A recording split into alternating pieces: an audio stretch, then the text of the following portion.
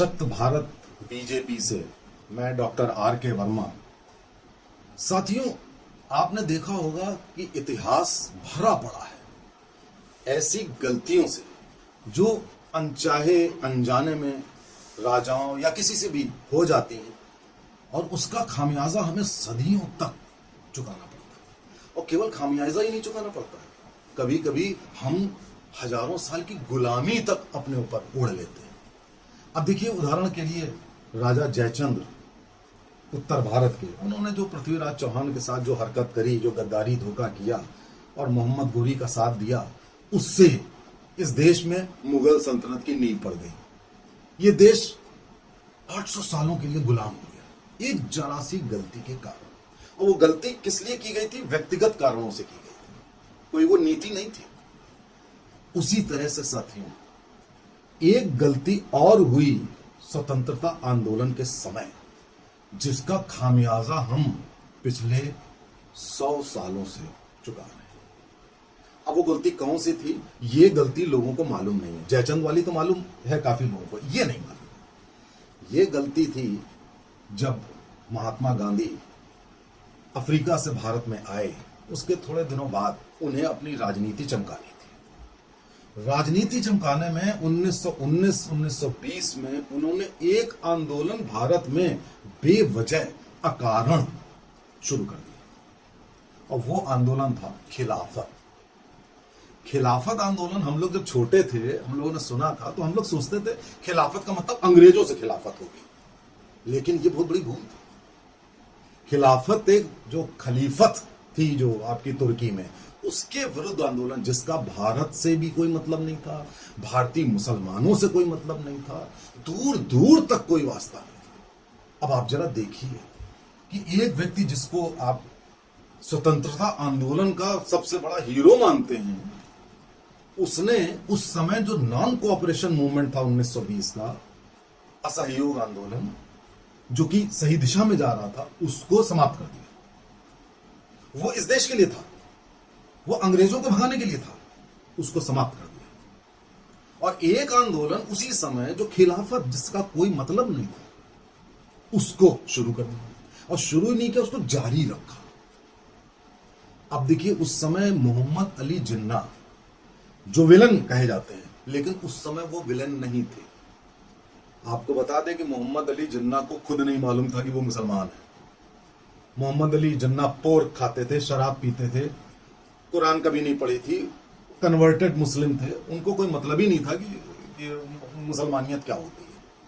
उन्होंने गांधी जी से उस समय ये बात कही कि आप ये गलत कर रहे हैं, अगर आप ये आंदोलन छेड़ेंगे तो इससे मुस्लिम लीग पावरफुल होगी, भारत में हिंदू मुस्लिम डिवाइड बढ़ेगा, जो मुस्लिम हैं वो सर उठा करके और गड़बड़ी पैदा करेंगे। ऐसे शब्द थे मोहम्मद अली जिन्ना के।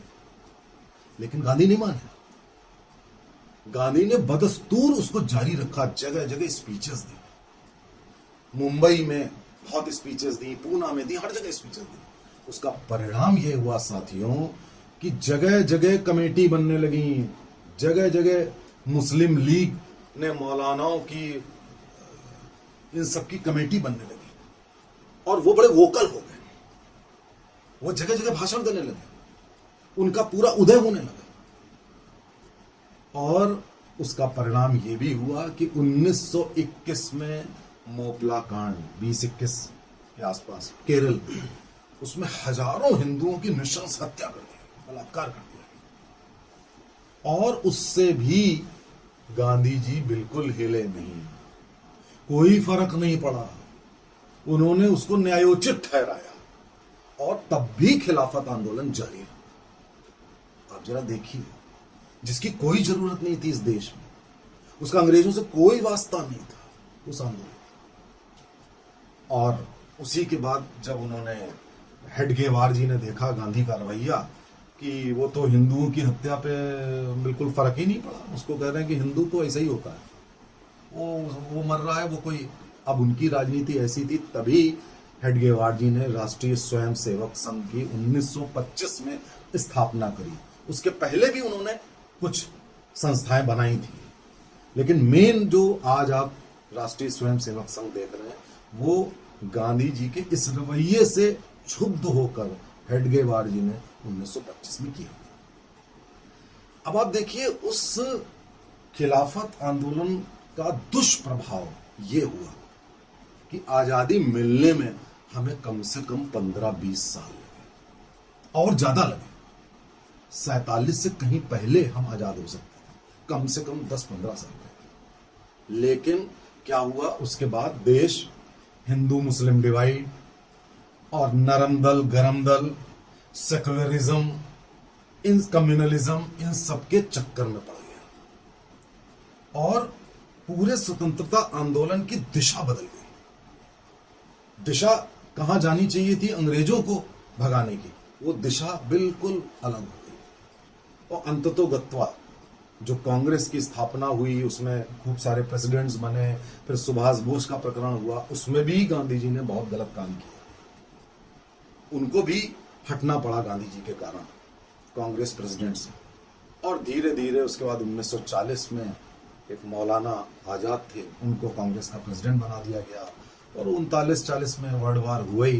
बाकी कहानी आपको मालूम ही है। कहने का तात्पर्य यह है कि अगर गांधी खिलाफत आंदोलन की शुरुआत ना किए होते, उसको हवा ना दिए होते, तो ये देश, ना तो इस देश का विभाजन होता, ना इस देश में कम्युनल डिवाइड इस तरीके का होता, और ना ही जो, क्योंकि उसके पहले ये जो हिंदू मुस्लिम डिवाइड काफी कम हो गया था, क्योंकि औरंगजेब के बाद बहादुर शाह जफर जो कि रंगून चले गए, उसके बाद से ये जो मुस्लिम आक्रांताओं, इन्वेडर्स का युग था वो समाप्त हो गया था, वो काफी लो स्तर पर चला गया था।